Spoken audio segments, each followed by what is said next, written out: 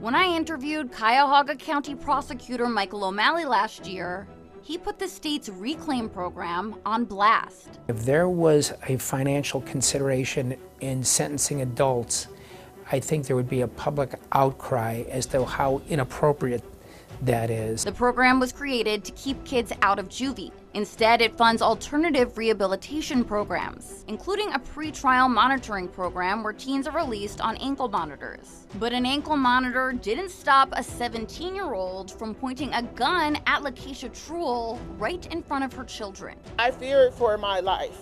Okay, and I was trying to, with all my heart, to stay calm as possible for the kids. The conversation started after 19 Investigates discovered the 18-year-old convicted of murdering an off-duty Cleveland police officer had started committing violent crimes at 14 years old. Court records revealed a pattern. Time after time, the teen was released on community control. And she was turned loose on the streets because had the judge sentenced her to the Ohio Department of Youth Services on an ag robbery, even with a gun, they would have lost money. There are exceptions. Juveniles who commit crimes like murder and rape are not eligible for reclaim.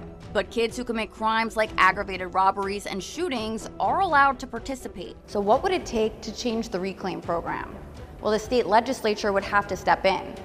So we came to Columbus to bring this issue directly to lawmakers. It's a huge concern, especially when you're seeing juveniles that are let out on reclaim with a ankle monitor or something and then committing more offenses while they're still under supervision. Governor Mike DeWine appointed Senator Manning to the Juvenile Justice Working Group in December. Manning says they've been looking at ways to make case information more readily available to judges across counties. I'm hoping that judges aren't making this decisions based on financial reasons, but I'm a realist. I understand there are these programs cost money. Would you consider proposing legislation to change it if you find that this is a real problem? Yeah, I mean, for the most part, it's been overwhelmingly successful, but there has been increase in violent offenses, kids that are in the reclaim program. So clearly it's not working as intended in certain situations. A 2022 study by Reclaim's advisory board found no evidence Reclaim had a negative impact on public safety. According to the study, between 2010 and 2020, there was a 40% decrease in juveniles arrested for robbery and weapons crimes.